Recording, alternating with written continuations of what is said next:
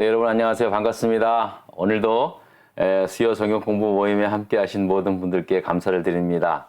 자, 오늘은 출애굽기 8장의 말씀으로 이제 은혜를 함께 나누려고 합니다. 자, 이제 모세와 아론은 이제 하나님께서 명하신 대로 바로에게 찾아가죠. 그래서 바로에게 내 백성을 보내라. 이들이 나를 광야에서 섬길 것이다. 라고 하는 하나님의 말씀을 이제 전하면서 우리 이스라엘 백성, 이스라엘 자손들을 내어달라고 그렇게 요청을 합니다.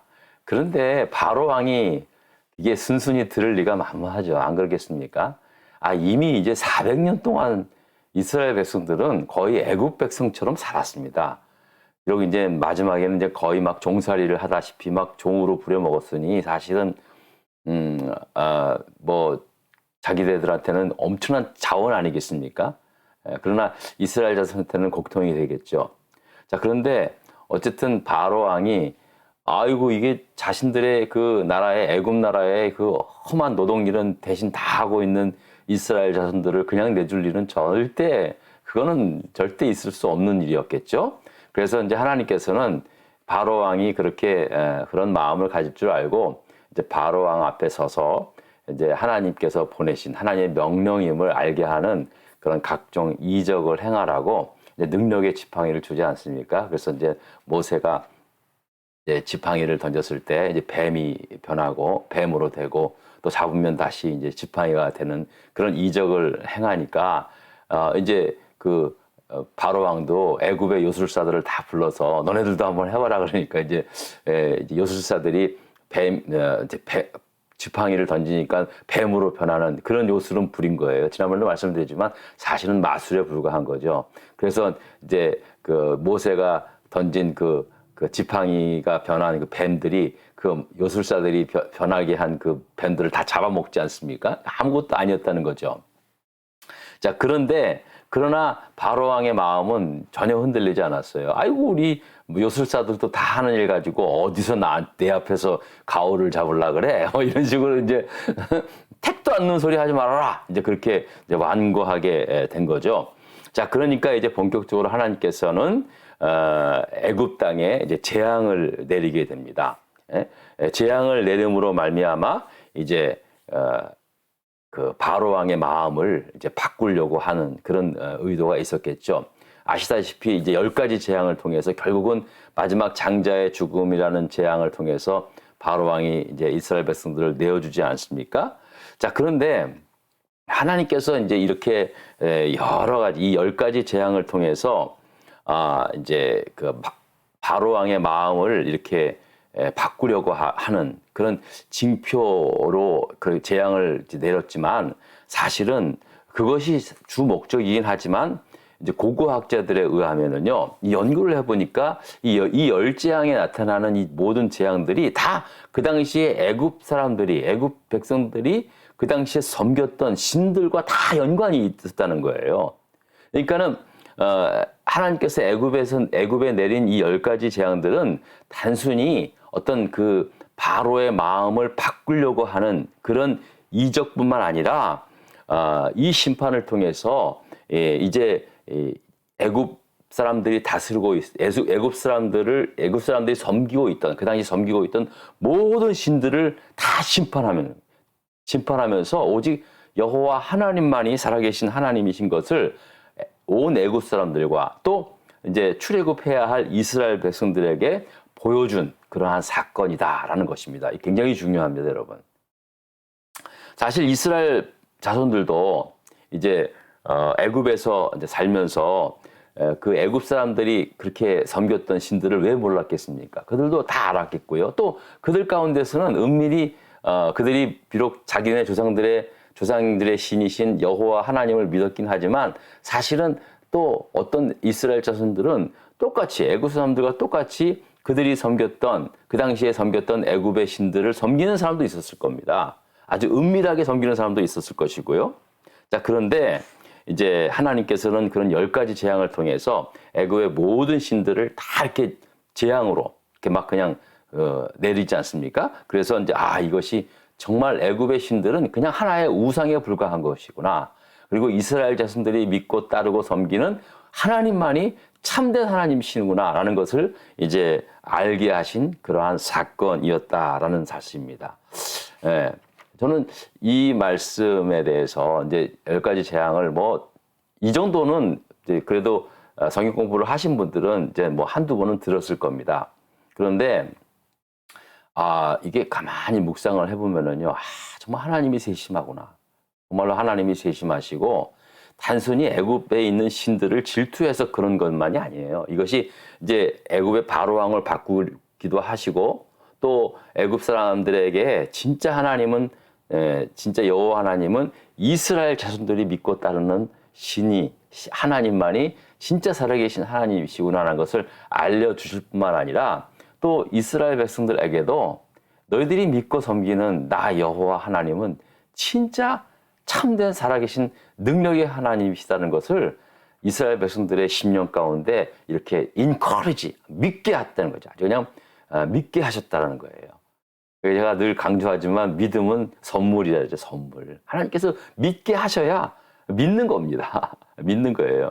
요즘은 성령을 통해서 우리가 믿지만 그 당시에 이스라엘 사람들은요, 진짜 하나님께서 그 당시에 신들을 그냥 재앙으로 다 멸해버리니까 아무것도 아닌 것처럼 만들어버리니까 죽은 존재로 만들어버리니까 이스라엘 백성들이 그들이 이제 모세를 따라서 모세의 말을 듣고 이제 떠날 수 있었던 거예요. 여러분, 그렇지 않았으면은요, 여러분 400년을 살았다고 생각해 보세요. 그러면 이미 거기서 다 뿌리 내린 거예요.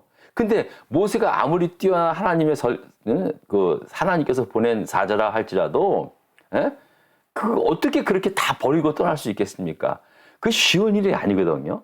그러니까 10가지 재앙은 바로의 마음을 움직이기 위한 재앙이기도 하였지만 이스라엘 백성들의 사람들의 마음도 움직이게 하시는 하나님의 역사였다는 사실입니다. 여러분, 이걸 항상 잊으시면 안 돼요. 그러니까 우리가 사는 이 땅에서도 그런 일은 만나면 안 되겠지만 이 땅에 많은 재난, 사고, 재앙들이 일어나고 있습니다. 이거는요, 분명히 성경에도 말씀했지만은요, 하나로 우연이 된 건 아니에요. 하나님이 그냥 이건 하나님의 모든 그 섭리하심 가운데 일어나는 일이라고요. 어떤 사람은 아니 그럼 하나님이 왜 그렇게 살아계시는데 그렇게 무고한 사람, 아무 죄 없는 사람께 죽어갈 수 있는가라고 했지만요, 그것도 하나님의 섭리 가운데 속해요. 저도 이해하는데 안 되죠. 여러분, 그게 뭐 하나님을 이해해서 믿으면 그게 하나님입니까? 여러분 생각해 보세요. 우리가 이해가 돼서 믿는 신이 그게 신입니까? 그건 신이 아니죠. 그건 신이 아닌 거예요. 저도 몰라요. 저도 모르겠어요. 하나님 왜 이때 나한테 이런 고통을 주셨습니까? 하나님 왜 이때 나 이렇게 정말로 성령 충만했었는데, 나 이때 정말로 기도 많이 했었는데 왜 나에게 이럴 때 이런 고통을 줬습니까? 그건 이해가 안 되죠.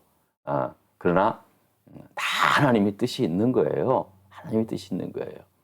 이스라엘 백성들에게도 이제 다음 계속 우리가 보겠지만은 이제 어느 정도 재앙까지는 같이 받았어요. 그리고 이제 그 이후부터는 이제 문제 나와 있는데 재앙을 이스라엘 백성들이 사는 곳은 피해는 갔거든요. 하지만 그 모든 과정을 통해서 이스라엘 백성들도 사실 고통스러웠죠. 근데 그런 모든 것들이 하나님께서 이스라엘 애굽 사람들의 마음, 특히 바로의 마음을 바꾸기 위한 하나의 징표로 사용했지만 또 한편으로는 이스라엘 백성들에게는 진짜 살아계신 하나님만이 참된 하나님이시구나, 이것을 믿게 하기 위해서 하나님은 그런 10가지 재앙을 통해서 하나님이신 것을 나타내셨다라는 사실을 여러분 잊어서는 안 됩니다. 항상 이거를 명심하시고 우리가 이 출애굽기를 보셔야 돼요. 자, 그래서 이제 지난번 7장에는요, 첫 번째 재앙이 이제 일어나지 않았습니까? 모세와 아론이 모세의 지팡이를 이제 나일강에 탕 치니까 이제 그 나일 강물이 피로 완전히 변합니다. 여러분, 이 당시에 애굽 사람들은요, 애굽 사람들에게 있어 나일 강물은 그야말로 생명의 원천이었습니다. 나일 강물로 밥도 지어 먹고 빨래도 하고 목욕도 하고 뭐 다 했는데, 아니 갑자기 피가 변하니까 세수도 못 하는 거고요. 뭐 몸도 못 씻고 밥도 못 해 먹고 막 냄새는 나죠. 이런 피냄새가 얼마나 비릿합니까? 난리 난 거예요. 난리 난 거예요. 자, 그런데 이것이 단순히 재앙만이 아니라 하나님께서 나일강을 피로 섬기게 했던 건 뭐냐면요. 자, 이 나일강의 신 나이러스, 네일러스라고 하기도 하는데요. 이 나일강의 신을 말하는 거예요. 자, 7장 17절에 읽어보면요. 여호와가 이같이 이르노니 내가 이로 말미암아 나를 여호와인 줄 알리라. 볼지어다 내가 내 손에 지팡이로 나일강을 치면 그것이 피로 변하고 자라고 말씀합니다. 자, 그러니까 그 당시에 그 나일강이 이 피로 변했다는 이 말은요. 이거는 애굽 사람들에게는 큰 재앙과 동시에 당시 애굽 사람들이 거의 신처럼 섬겼던 그런 나일강의 수호자, 나일강의 신. 그거 네일러스뿐만이 아니에요. 나일강에는 많은 신들이 있어요. 나일강의 수호자라고 말하는 큰옴 신이 있고요. 또 나일강을 범람하게 해서 홍수를 일으키는 그런 신, 소티스라는 신이 있고요. 또 나일강에 악어떼들이 많이 있잖아요. 그 악어떼들을 또 섬기는 신이 있었는데 세펙이라는 신들이 있었어요. 그 밖에 여러 신들이 있었어요. 근데 이 신들을 모두 피로 변하게 함으로 하나님의 심판이 나타냈다라는 사실입니다. 여러분, 우리가 잘 알듯이 나일강, 이집트 문명이라는 것은요, 세계 4대 문명의 발생지 하나 아닙니까? 자, 그런데 그 당시에 그 이집트 문명은요, 나일강 없으면 일어날 수 없는 문명 아닙니까? 사실 다 그 황하 문명도 마찬가지고 다 메소포타미아 문명도 다 이제 다 초대 그 문명들은 이제 인류 문명의 시작들은 딱 강에서부터 시작이 됐지 않았습니까? 자, 그러니까 이 나일강 역시도요, 이 완전히 이제 에집트, 이 애굽 사람들에게 있어서는요 거의 신적 존재였습니다. 그리고 특별히 이제 나일강이 이제 범람하면은 그 범람한 물들이 주변에 그 땅들을 옥토로 만들지 않습니까? 그러니까 그 범람할 때 막 비가 많이 내려서 홍수가 나서 범람할 때 그때 소티스 신이 임해서 이제 나일강이 범람해서 이렇게 비옥한 토지를 준다고 애굽 사람들은 그렇게 믿고 섬겼다는 거예요. 그러니까 애굽 사람들은요, 나일강은 진짜 자기들한테는 완전히 거의 그냥 신적인 존재로 풍요와 정말 풍요와 그 번영의 상징으로 그들은 그렇게 믿게 되었다는 사실입니다. 자, 그런데 그런 나일강을 갖다가 모세와 아론이 지팡이를 탁 치니까 피로 변한 거예요. 금방 악취가 나고 마실 수 없게 죽은 물이 된 거죠. 한순간에 죽어버린 거예요. 여러분, 그런 거예요. 그런 거라고요. 저는 이거를 이렇게 이제 묵상하면서요. 오늘날도 마찬가지. 여러분, 오늘날 사람들은요, 현대인들이 그 당시에 애굽 사람들이 그 신처럼 섬겼던 나일강이 무엇일까요? 저는 이렇게 봤습니다. 저는 과학이라고 봅니다. 요즘 사람들은요, 마치 과학을 과학적으로 이해하지 않고 거의 이제 과학이 현대인들의 신이 되어버렸어요. 그 과학적인 사실, 과학적인 증명, 과학적인 것이면 다 믿어버려요. 여러분, 가만히 보세요. 사람들도요, 일종의 이거는 신앙이에요. 여러분, 진짜 그 과학자들이 증명해서 보인 것을요, 그걸 이해하고 주고 제대로 믿는 사람이 어디 있어요? 그냥 그렇다니까, 좋다니까, 이렇다니까 하는 거잖아요. 약도 말이에요. 여러분, 약이 무슨 다 좋다고 막 선전을 하죠? 그러니까 먹는 거잖아요. 그냥 믿잖아요, 그냥. 현대에 만들어낸 모든 것들 있잖아요. 뭐가 좋다면 다 믿잖아요. 뭐가 좋으면 안 좋은 것도 있죠. 그리고 뭐가 증명이 됐으면 또 엉뚱한 것도 있고요. 저는 요즘 그렇다고 봐요. 저도 과학에 관심이 많거든요. 그런데 제가 관심을 두는 건 결국은 이제 그런 거예요. 과학이 이 시대의 사람들한테는 하나의 종교가 됐고, 그냥 종교가 된 거예요. 우상이 돼버린 거예요. 저는요, 하나님께서 이 과학도요, 심판할 것이라고 저는 그렇게 믿습니다. 그게 두려워요. 어쨌든 간에 이들이 이제 나일강이 신처럼 여겼던 나일 강물을 모세가 지팡이로 치니까 그냥 피로 확 보내. 죽어버린 거예요, 그냥. 하나님 심판이 임한 거예요. 자, 그런데 이제 그 애굽의 요술사들도 나일 강물을 떠서 이제 피로 이제 변하는 그런 요술을 부린 거예요. 그러니까 또 이제 바로의 마음이 완고해진 거죠. 자, 그래서 이제 두 번째 재앙이 내리게 된 거죠. 자, 그거 한번 볼까요? 자, 이제 문제를 한번 일단은 보겠습니다. 자, 제가 이제 문제를 여러분들이 한번 읽어보십시오. 자, 한번 읽어보겠습니다. 자, 8장입니다. 1번의 문제. 여호와께서 모세에게 이르시되 너는 바로에게 가서 그에게 이르기를 딴딴 가로 그들이 가로 내가 만일 보내기를 거절하면 내가 뭐로 너희 온 땅을 치리라. 여러분 이거는 여러분들이 이제 8장 1절 2절을 읽어보면은요.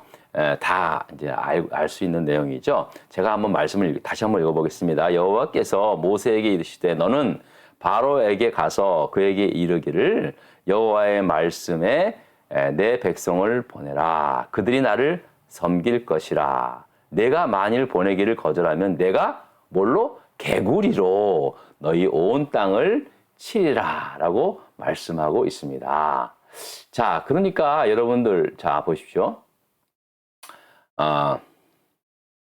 이제 그 계속해서 여러분 반복되어 나오는 말씀이 구절이 있죠. 내 백성을 보내라. 그들이 나를 섬길 것이다. 이거는요. 제가 계속 각 재앙이 있을 때마다 이게 메시지예요. 하나님의 말씀이에요. 내 백성을 보내라. 그들이 나를 섬길 것이다. 근데 이 말씀이 곧 우리를 부르신 하나님의 뜻이에요.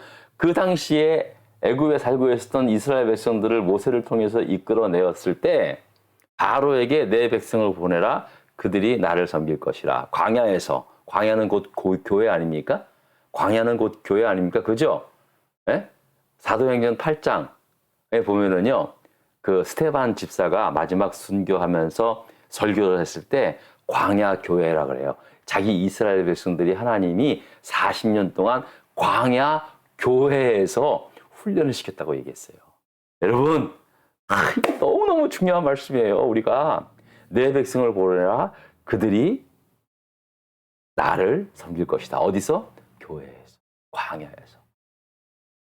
여러분, 교회는요, 하나님을 섬기는 하나님께서 준비하신 광야라니에요, 광야. 예?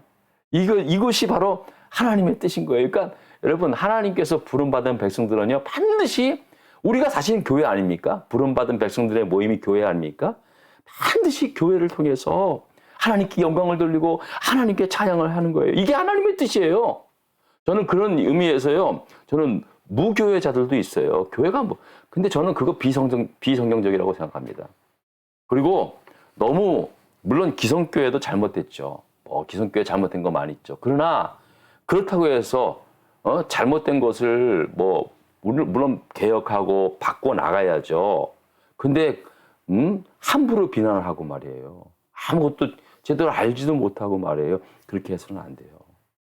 저도 목사이기 때문에 부끄러울 때가 많이 있어요. 저도 물론 교회에 대해서 이거는 고쳐야 되겠다. 이거는 이렇게 하면 안 되는데 아쉬움들이 많이 있죠. 그러나 누가 뭐래도요.